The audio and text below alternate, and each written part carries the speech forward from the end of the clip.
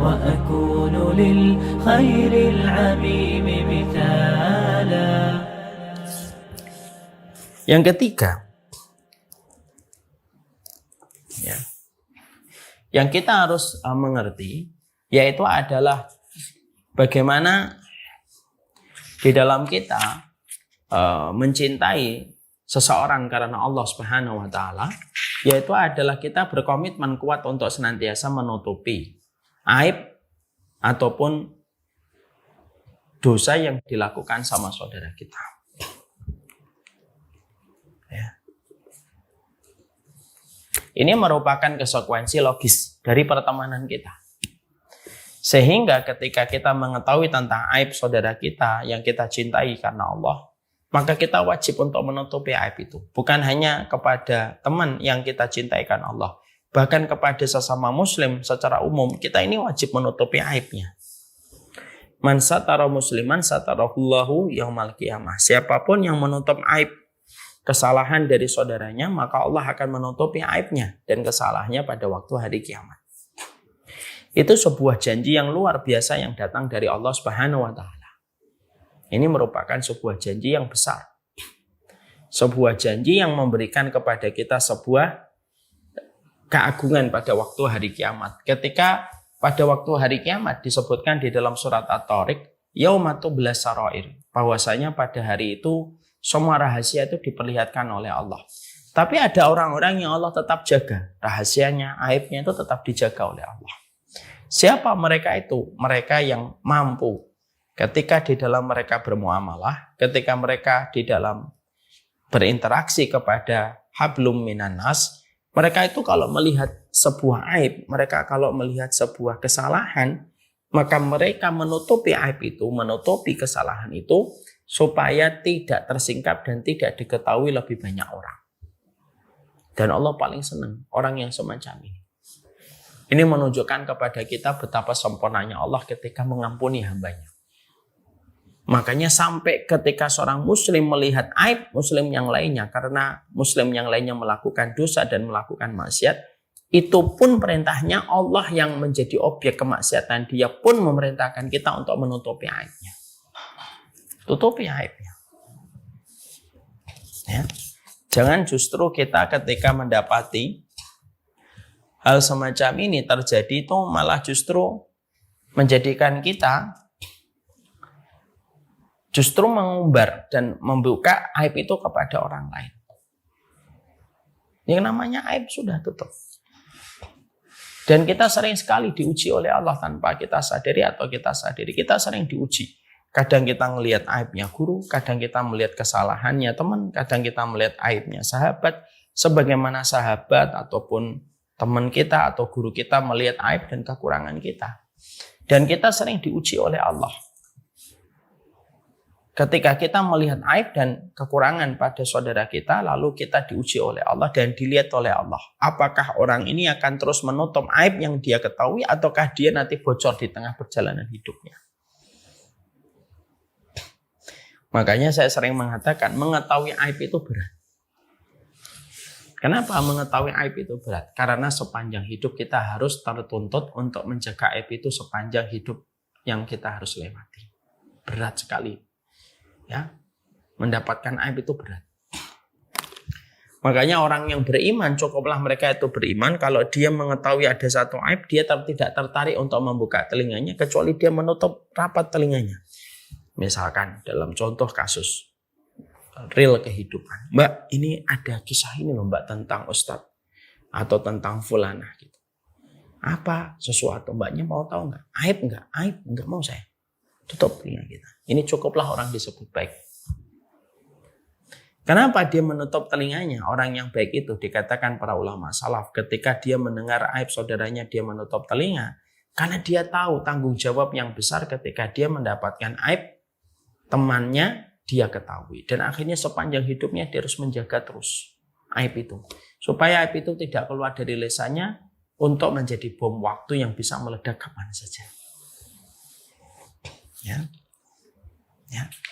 Maka ini termasuk salah satu di antara hal yang harus betul-betul kita jaga.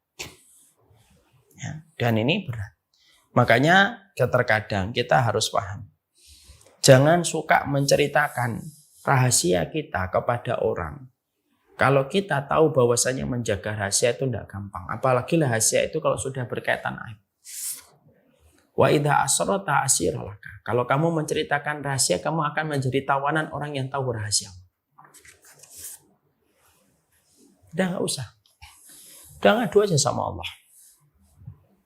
Nggak usah kita menceritakan kepada siapapun. Hatta kepada teman dan sahabat yang sudah kita cintai karena Allah.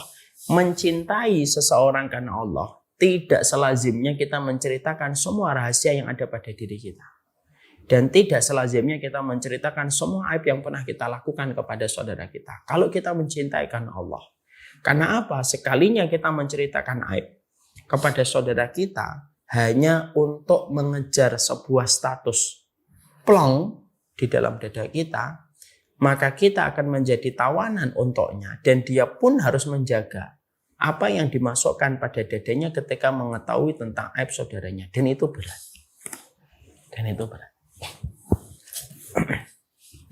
Ya. Makanya tidak menceritakan itu hal yang jauh lebih baik. Sudah. Makanya tutupin aibnya. Kita tidak mungkin ketika kita berteman itu kita tidak mendapatkan kekurangan. Mana ada, tidak mungkin.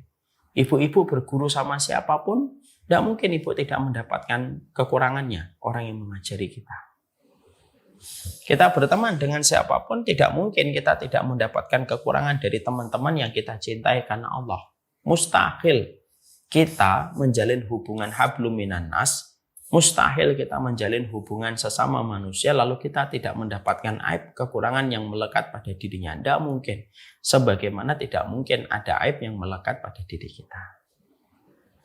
Sebagaimana tidak mungkin aib tidak melekat pada diri kita. Pasti ada aibnya.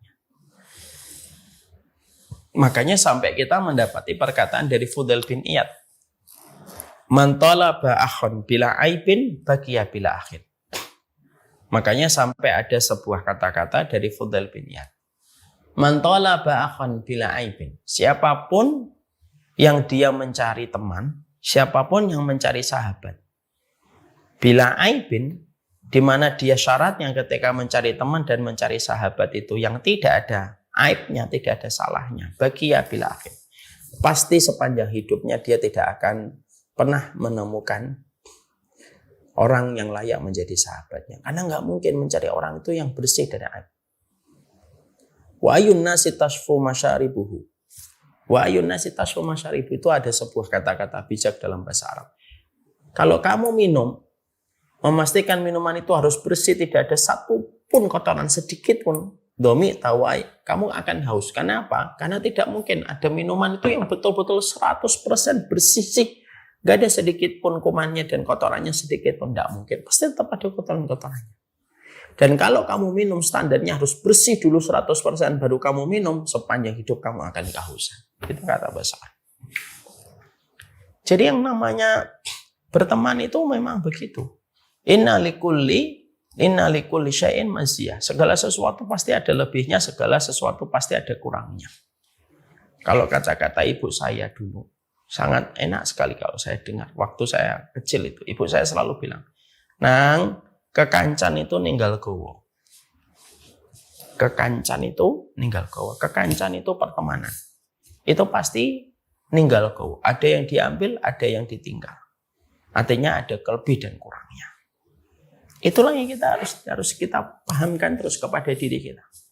Jadi kalau di satu fase kadang-kadang kita kecewa sama teman kita, jangan sampai kita akhirnya meninggalkannya. Lalu kita tidak siap dengan aibnya. Nggak mungkin. Kita itu nyari teman yang nggak punya aib itu nggak mungkin. Nggak mungkin. Ya, jadi tidak mungkin. Inilah yang menjadikan kita memahami betul, ya, bahwasanya menutup aib itu penting dan itu pula yang menjadikan kita memahami betul tidak ada yang istimewa dan tidak ada yang sempurna dari orang yang kita jadikan teman karena Allah Subhanahu wa taala. Ya. Jadi harus siap dengan kekurangannya. Harus siap dengan aibnya. Ya. Sebelum kita menemukan kekecewaan yang kita dapatkan dari sahabat kita, mungkin orang itu juga sudah dapat kekecewaan dari kita sebelum kita merasakan kekecewaan. Lah, kekecewaan itu akan luruh. Kapan? Yaitu ketika kita ingat ini adalah kita jalani pertemanan kita dengannya semata-mata karena Allah. Makanya saya sering menyampaikan di dalam banyak kesempatan, kebersamaan di dalam persaudaraan, kebersamaan dalam pertemanan itu tidak menjanjikan kepuasan. Tidak menjanjikan kepuasan, tetapi pasti memberikan keberkahan. Pasti memberikan keberkahan. Untuk siapa? Mereka yang selalu bersabar. Orang yang paling dekat dengan kita adalah orang yang paling besar kemungkinan untuk melakukan kesalahan. Karena tiap hari kita berjumpa, tiap hari kita ngobrol, tiap hari kita komunikasi. Ya, jadi orang yang paling dekat dengan kita adalah orang yang paling besar kemungkinan melakukan kesalahan. Itu yang menjadikan kita akhirnya semakin sadar. Pertemanan itu memang harus dijaga dan kita harus ingat kata-kata yang bisa membuat kita lega, menyikapi hal-hal yang kadang-kadang tidak puas ketika kita berteman. Berteman itu tidak menjanjikan kepuasan, tapi pasti memberikan keberkahan. Itu yang ketiga.